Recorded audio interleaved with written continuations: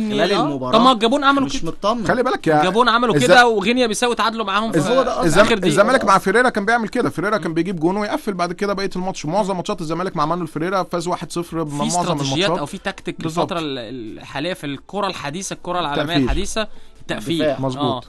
اللي هو يقول لك انا اقفل كويس وهكسب، هجيب جول بس اهم حاجه ما يخش فيها جول. مظبوط. ولو ما جبتش جول يبقى الماتش خلص تعادل. هو ده يمكن فكر كتير من المدربين فعلا يا كابتن كريم، واعتقد مستر هيكتور كوبر ماشي بنفس الطريقه. خلي بالك دييجو سيميوني مع اتلتيكو مدريد بيلعب برضه بتقفيل دفاعي بماتشات كتيره جدا. جوزيه مورينيو قبل كده مع تشيلسي كان بيقفل دفاعيا وفاز ببطوله الدوري بالدفاع. فدي فكر مدربين كتير. طيب خلينا نروح للنجم الكبير كابتن مجدي عبد الغني، نجم مصر طبعا والنادي الاهلي السابق، وبرضه هقول لكم تاني صاحب هدف مصر في كاس العالم بضربه الجزاء امام فان بروكلين. كابتن مجدي قال لي ايوه كابتن مجدي الجون ده اللي بياكلنا عايز دلوقتي يا كريم. ازيك يا كابتن؟ ازي حضرتك؟ الحمد لله. نجم سينمائي ونجم الاعلانات ونجم الافلام. ده لسه في كمان اعلان جامد نازل جامد قوي برضه كابتن لا ده لسه اصبر ما شفتوش حاجه 3-4 ايام. انتوا شفتوا حاجه؟ لسه ما شفناش حاجه. ده انا اتشرفت، عملت اعلان انا وكابتن مجدي وكابتن حسن شحاته وكابتن مدحت شلبي. ده هينزل امتى يا كيكو ده؟ 3-4 ايام يا ابو الكباتن. هو ده الكلام. كابتن مجدي وحشنا يا كابتن مجدي والله جدا. ربنا يخليك يا زيمي. حبيبي يا كابتن مجدي. مبروك امبارح يا كابتن. منور بيك كابتن مجدي، ربنا يخليك. خالد طلعت بيتكلم كلام محترم قوي. انا دخلت على كلام محترم جدا جدا بيتكلمه خالد طلعت في الحقيقه. مع ان مش دائما وابدا خالد طلعت بيتكلم. اداك واحده. هو ايه اللي بيزمر ده يا كابتن مجدي؟ لا ما اعرفش. انا عارف انا عندكم انتوا طالبين يظهر الرصيد هيخلص عندكم. لا مبروك. اقفل وكلمنا. لا خلاص مبروك امبارح يا كابتن مجدي، ومبروك لمصر كلها. وعايز اعرف رايك في يعني انا بص انا يعني بسعد بالنتيجه اكتر. احنا لو تفتكر يا جمال، لو تفتكر يا كريم، لما بنلعب مباريات في افريقيا وبنروح نخرج بره مصر نلعب ماتش، ما بنعرفش نلعب كوره. ليه؟ الجو بيبقى صعب جدا، الملعب بيبقى صعب جدا، التحكيم بيبقى ضدك، الحكم مكتفك. انت على فكره يا كابتن مجدي الصوت ده عندك عندك انت. والله ما عندي. اصل احنا لسه مكلمين كابتن اكرامي دلوقتي قبل حضرتك على طول وما كان. انا ما اعرفش السفاره دي، يمكن المخابرات العامه بتراقبنا فخليها حد بيتصل بيك ولا حاجه يا كابتن؟ خليهم يصفروا براحتهم. سيبهم يصفروا. ماشي. واخد بالك؟ فطبعا القصه ان الاداء في بعض الاحيان ما بقاش مطلوب خالص، ومطلوب انك تحقق نتيجه. انت رايح يا اما تخسر 1-0 يا اما تتعادل يا اما تخطف جون وتدافع. انت واخد بالك؟ فالدنيا كلها بتلعب كده. ما حدش ابدا يقول لك مثلا تعالى نقول ايطاليا في سنه 82 لما خدت بطوله كاس العالم وكانت البرازيل هي المرشحه ليها، ما حدش فاكر الماتشات الوحشه اللي لعبتها ايطاليا ولا الماتشات الحلوه. كله فاكر ان ايطاليا فازت بكاس العالم في التوقيت ده. مصر في ماتشات لعبتها وحش وفي ماتشات لعبتها كويس. احنا في 86 ما حدش فاكر الماتشات اللي لعبناها وحش لان احنا كسبنا البطوله وانتهينا. اول مباراه في 86 اتغلبنا خسرنا. انت واخد بالك؟ ما حدش فاكر الماتش ده خالص. كله فاكر ان احنا كسبنا بطوله 86 في القاهره. ف 98 نفس القصه. ممكن يبقى في مباراه وحشه جدا مصر لعبتها وكسبتها. عايزين نقول ايه؟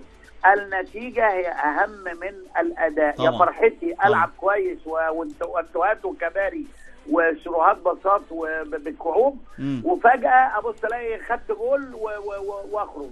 زي اوغندا لعبت كويس قوي قدام غانا وضربة جزاء وخرجت، يعني خرجت خسرانة. مصر لعبت الى حد ما، بالرغم طبعا في فرق مستوى، والمباراة اللي فاتت دي مباراة افضل كتير من مباراة مالي لان اوغندا اضعف من مالي طبعا، واسلوب لعب مالي مختلف عن اسلوب لعب اوغندا.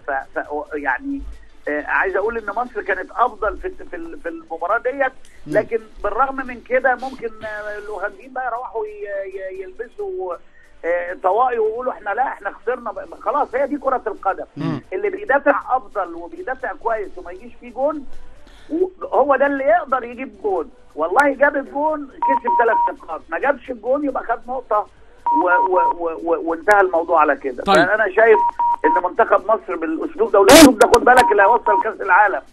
الاسلوب ده هو نفس الاسلوب اللي وصلنا كاس العالم مع كابتن جوهري، مع الكابتن جوهري سنه 90. طيب كابتن مجدي، احنا مختلفين هنا في الاستوديو على حاجه ومش عارفين ايه اللي هيحصل في ماتش غانا.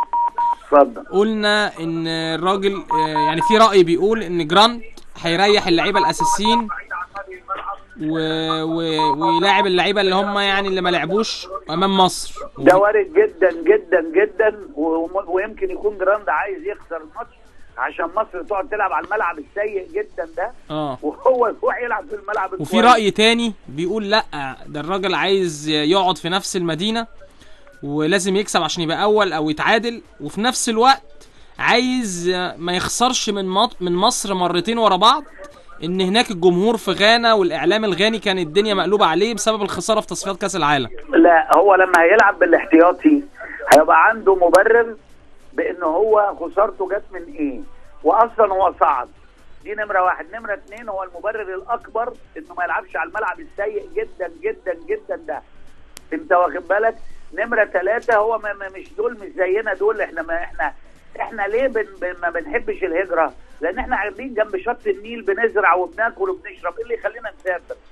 ايه اللي بيخلي الناس بتوع لبنان وسوريا والاماكن دي هم اللي بيبقوا مهجرين في دول كتير؟ لان ما عندهمش ارض، الارض ما فيهاش الخير اللي موجود في الارض اللي في مصر ده، وما عندهمش نيل، انت فاهم؟ ايوه.